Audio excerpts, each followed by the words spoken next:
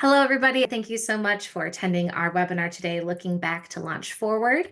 We'll go ahead and introduce ourselves here. My name is Emily Miller. My pronouns are she, her. I was a high school chemistry teacher for 10 years, and during that time, I taught in our alternative learning program. I taught regular chem, I taught honors chem. So I had a lot of different opportunities to teach a lot of different kids with a lot of different strategies. I was also an NGSS pioneer and advocate in my science department, and I got to be a PLC lead. So I got to lead a lot of data-driven dialogue, which was awesome. I love data, and we're going to talk about that today, and I'm excited about it. And now I have the pleasure of partnering with districts to help them implement InnerOrbit within their schools. And if I had to pick a favorite Star Wars movie, because as we discussed, it was Star Wars Day this past Sunday, I would pick Return of the Jedi. It's the third movie in the original trilogy, or movie 6.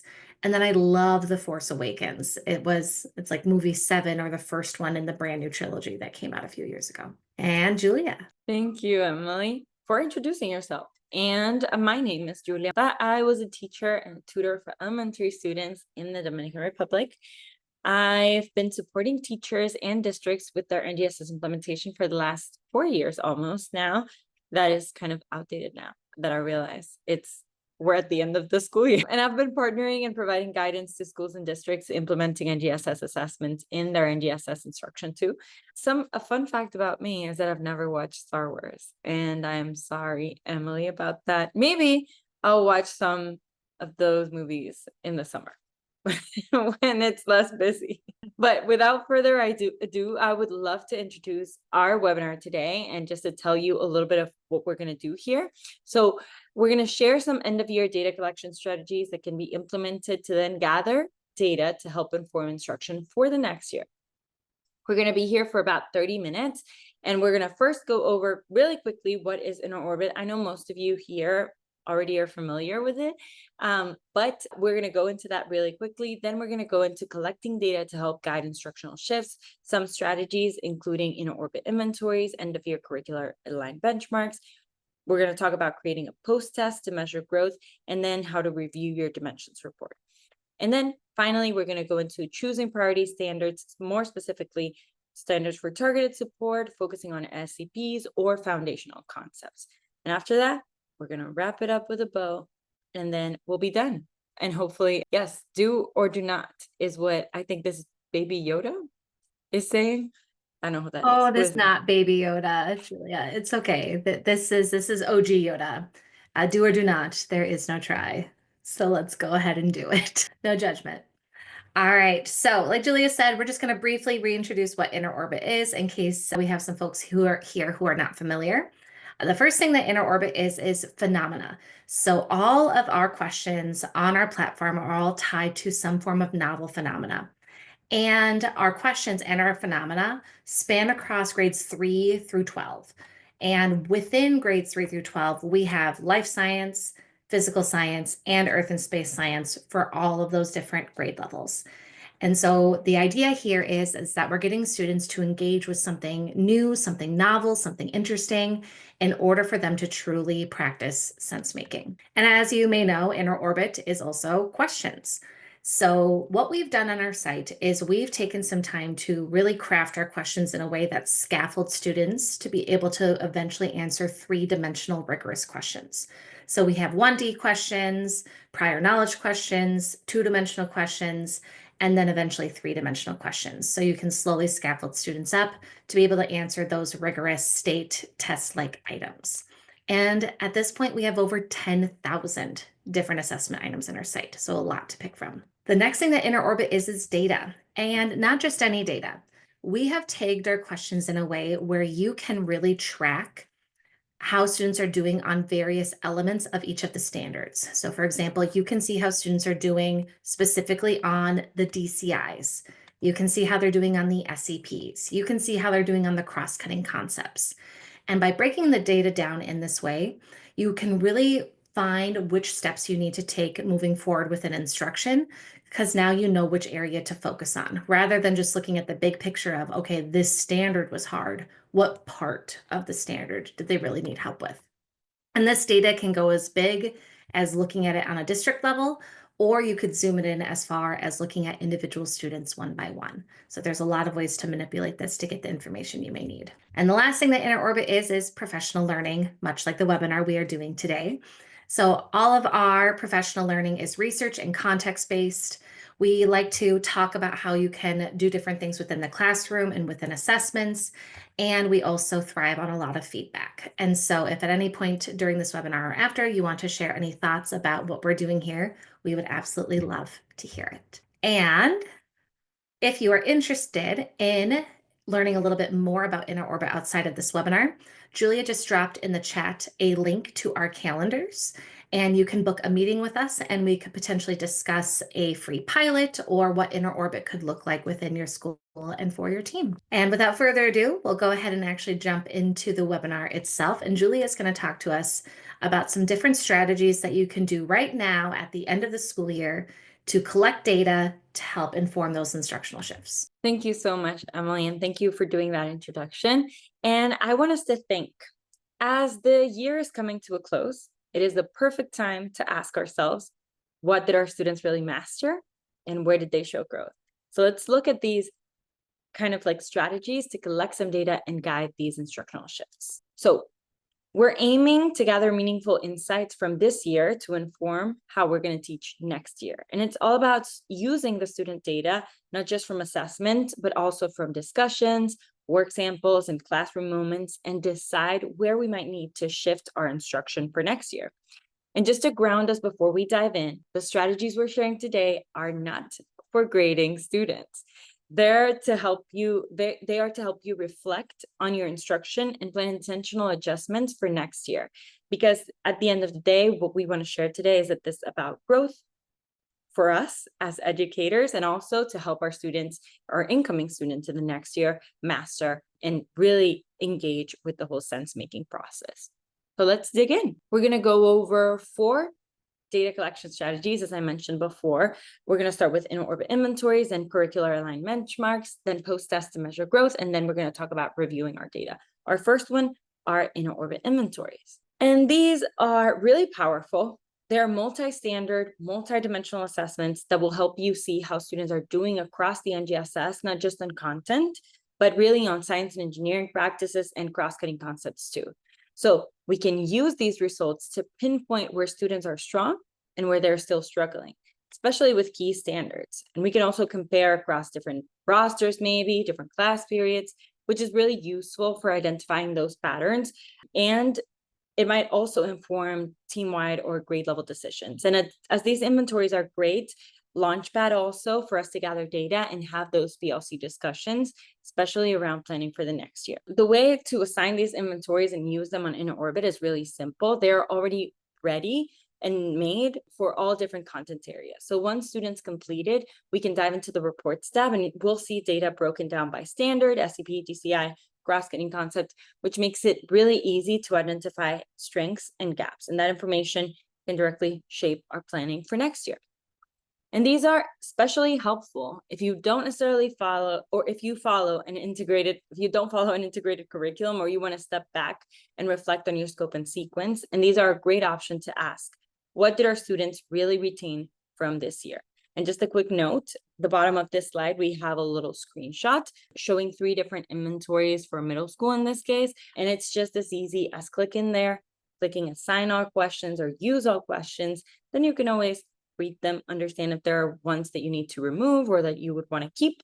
And then you can only from then either print it out or assign it to your students. Moving on to our second strategy, curricular aligned benchmarks. I know some of you know already that we have different alignment guides for different curricula in InnerOrbit. And this is another powerful data collection strategy, especially if your school is using a consistent curriculum like OpenSciEd, Amplify, Mystery Science, or Lab Aids, or New Visions for New York. And this type of assessment is designed to match exactly what we taught during the school year, aligned to our curriculum's scope and sequence. It lets you see how well students understood the standards that we covered before. And just like with the inventories, we can use this data to evaluate mastery of key standards, compare performance across classrooms or periods, and guide those end-of-year PLC discussions. And it's really especially helpful for looking at system-wide trends and identifying if there are shifts that we need to make for next year too. It's really easy to build these benchmarks too using InnerOrbit's alignment guides, and they help you match your curriculum to the standards and assessment items available in the platform. And once students complete this benchmark, you can dive again into the reports to spot strengths and gaps across DCIs, SEPs, and cross-cutting concepts, just like with the inventories. And this strategy works best in schools and districts where the same curriculum is being used across different classrooms or grade level, and ideally where pacing has been followed pretty closely with these. And that's what this consistency makes the benchmark data even more meaningful.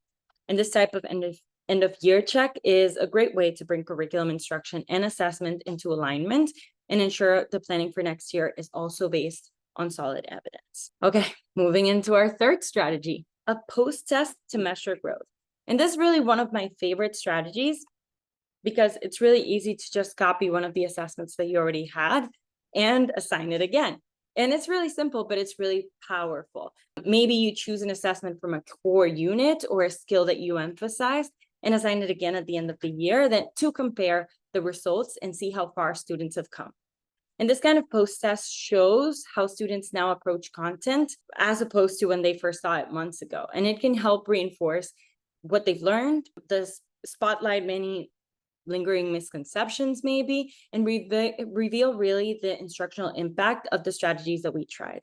So you get to see what really stuck here. It's really easy to use them on InnerOrbit. If you already gave an assessment, it's just as easy as clicking make a copy to modify. To duplicate the earlier assessment, rename it something like post-test, energy transfer, something that you can identify what test this is. And then you can assign it. It's really easy. And once it's completed, again, you use the report to compare growth across the dimensions. When to use it, this strategy is really great when we want to compare pre and post instruction performance, whether that's for your own reflection or part of a data conversation with your team. It's especially useful if you're thinking about instructional decisions, what work and what might need a rethink. And right here, I included a visual example at the bottom of the slide, just so you can notice how the grasp of the students in cross-cutting concepts deepened from the first attempt to the second. I know it goes from orange to yellow and from red to orange, but that shows some percent improvement in students' performance here. And then our final strategy, we're going to go into reviewing the data that you already have. And this is our final, again, our last strategy. And it brings everything together, I think, because now that you've given the assessment, it is time to make that data actionable. And you can use this data to identify exactly which areas students are still struggling with and group them accordingly. Maybe if you still want to take some action this year, you can maybe do some small group work. And it's also great to reinforce NGSS dimensions before we wrap up the year. You can start maybe by choosing a dimension, DCI or SCP, where students need support. And Emily's going to talk a little bit more about this on the next few slides. But you can grab an aligned InnerOrbit phenomenon and questions that target the area, and then use this to plan mini activities to review sessions based on the data. And then finally, this is really useful if you want to use it during intervention blocks, flex time, or as part of a PLC data dive. And there's this sample data at the bottom that gives you a feel of what this can look like in action. So as you can see, some of these standards and dimensions are in green, they're on track, versus there are others that extra attention is needed, the ones that we see highlighted maybe in orange or yellow. So if we're really looking to do something with the data that we've already collected, this is really where the rubber meets the road. And we're going to give you a protocol towards the end of the webinar and in a follow-up email, just so that you can actually analyze this data a little bit better and see what adjustments you can make to instruction later on. Now, let's wrap up these 4 strategies with a quick recap of everything that we explored today. First, InnerOrbit inventories are multi-standard end-of-year assessments focused on one content area, giving us deep insights on what students retained across all of the performance expectations that we touched during the year. Curricular aligned benchmarks are also multi-standard, but tailored to match the scope and sequence of your own curriculum. So these are great for consistency across classrooms and grade levels. The post-test to measure growth is simple. We just want to duplicate an assessment to track progress over time by reassigning it and comparing the results. And then finally, you can also review your data. And once you've collected it, you can always use it. And this is where you plan targeted review sessions or small group supports to close any remaining gaps. And each of these strategies will give you a different lens to understand where your students learning and when to use this together. They can help you make smart, intentional decisions for next year's instructions. And now on to, I think I'm going to pass this over to Emily, and she's going to talk a little bit more about how to choose those priority standards for next year that we're really going to hone in on. Awesome. Thank you so much, Julia. So Julia did an awesome job talking about different assessments that you could assign and give at the end of the year here in order to collect data. Now, the importance of collecting this data is to then be able to guide any shifts you want to make in your instruction for next year. And so priority standards is a way to look at the data and kind of zoom in and consolidate it in a way to kind of help shift what you want to do for next year. So, what are priority standards, first of all? Priority standards are kind of offering kind of the highest leverage. So, what that means is you're looking at standards or performance expectations that spiral across grade levels. So, things that are going to continuously come up, regardless of if they're in elementary, middle, or high school. And they are also anchoring some of those major science concepts.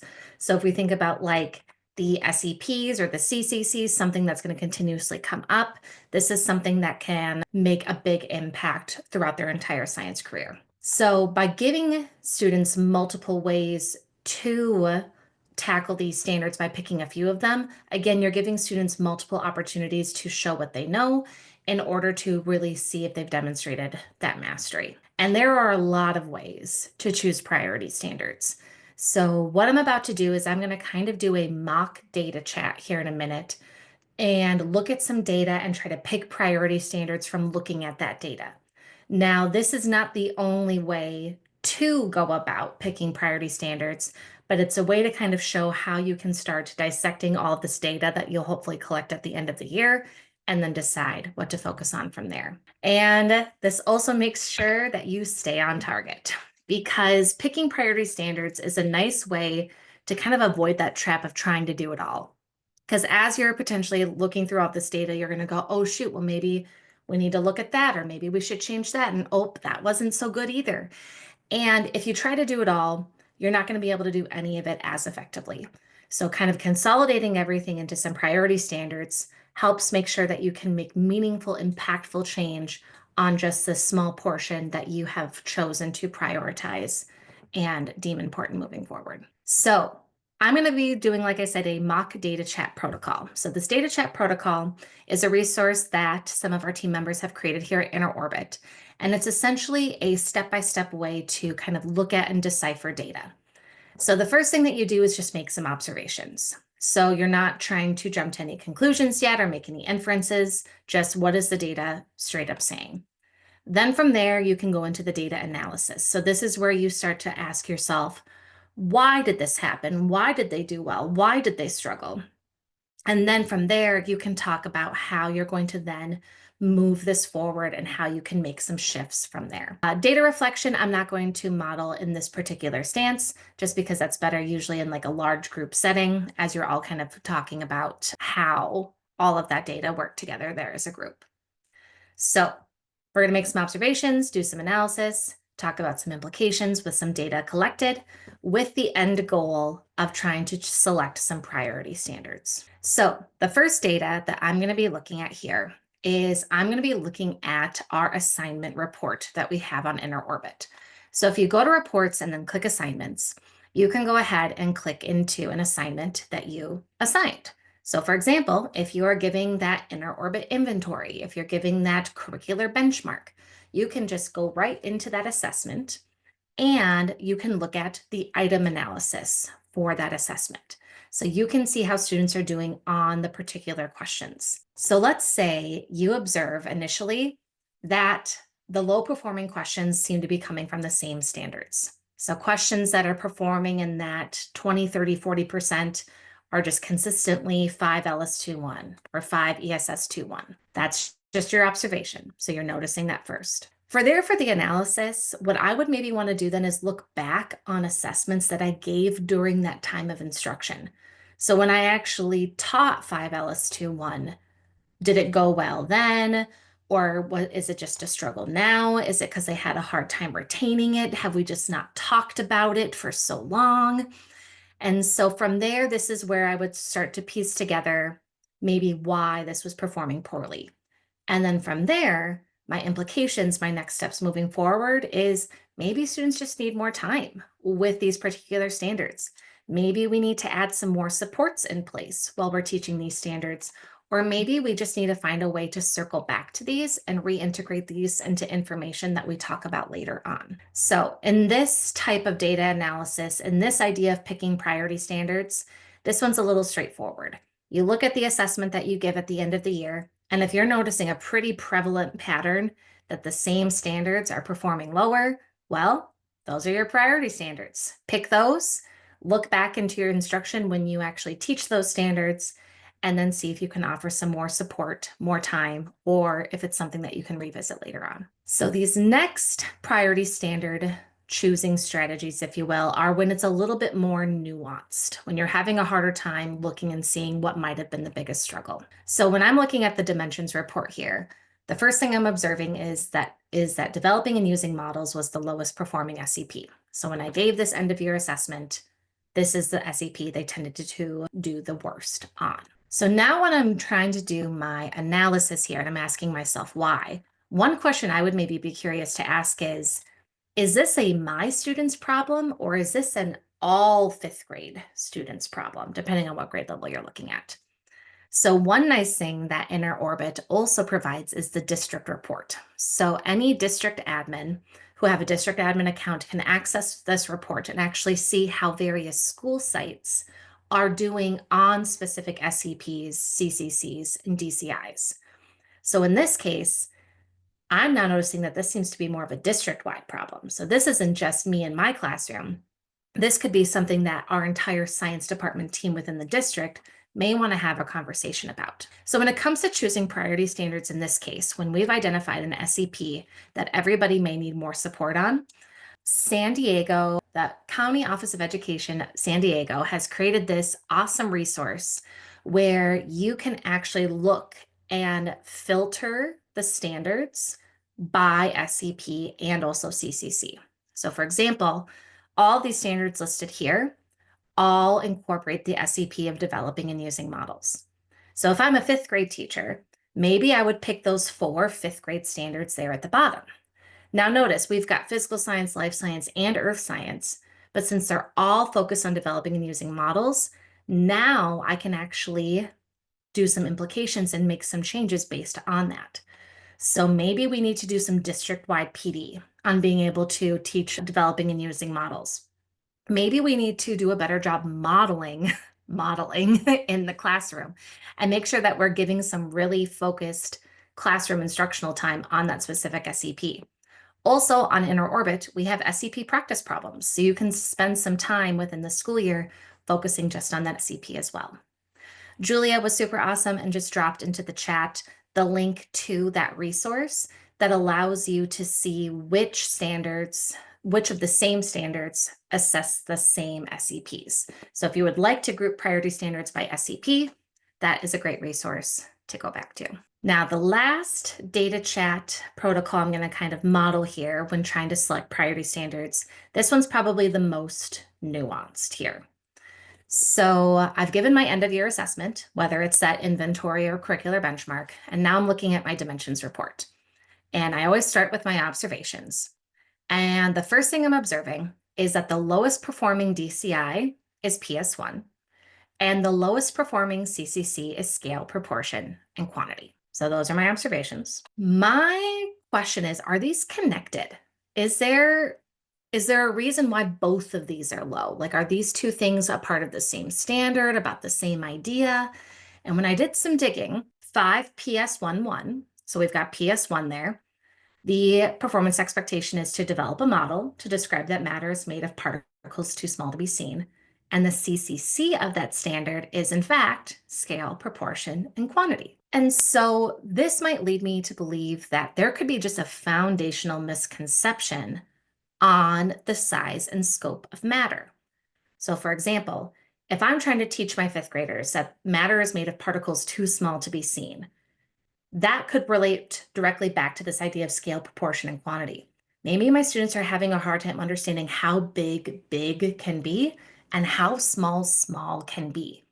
And if they're having a hard time understanding this range of size and scope and scale that we can have within science, that could be why matter and its interactions they were struggling with, particularly with the content. So, if I'm suspecting maybe a foundational misconception, like scale, proportion, and quantity, or energy, or patterns, you can use that same San Diego resource and actually pick standards that all look at the same CCC. And Julia dropped that link back in the chat again. Thank you. So again, if I am a fifth grade teacher, maybe the priority standards I'm going to pick are going to be those bottom five. So the first three PS1 ones, and then those two ESS ones as well.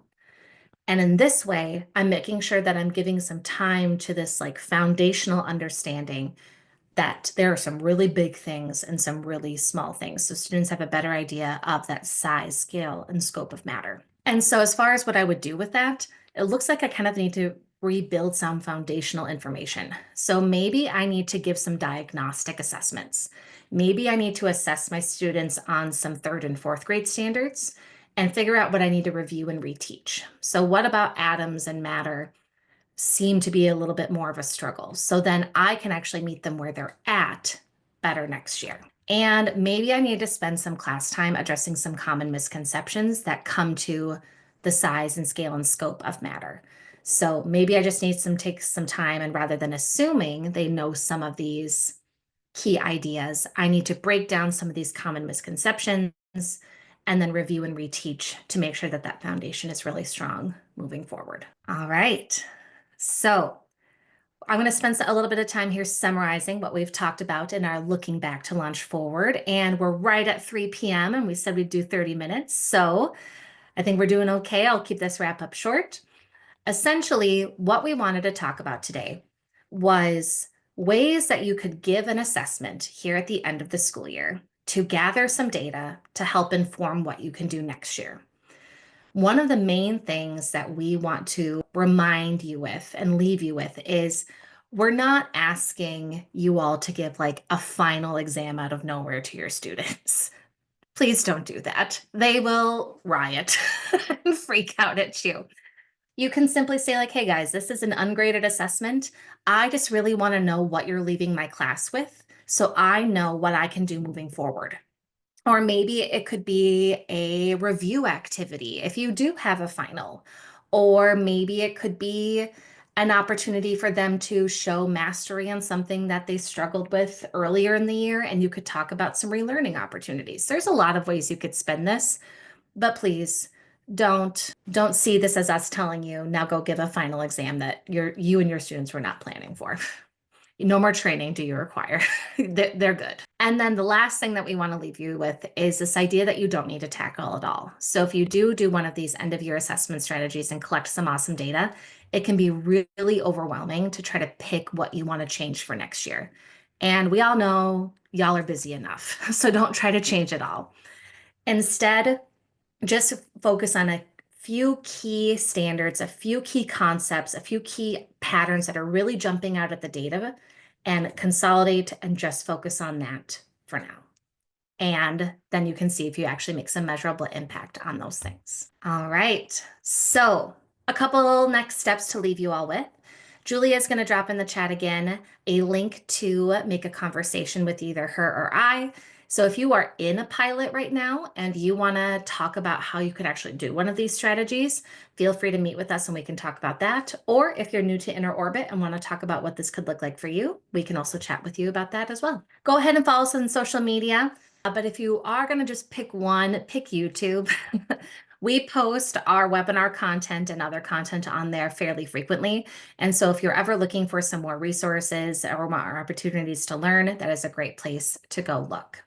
You can also email us at any time at inquiries@innerorbit.com, and we will email all of you a recording of this webinar. And we're actually going to also include a resource about data chat protocol. And so that kind of mock data chat protocol you saw me go through will give you a resource to kind of guide you through how to do that yourselves once you collect all of that awesome data. Thank you so much for being with us here this lovely spring afternoon.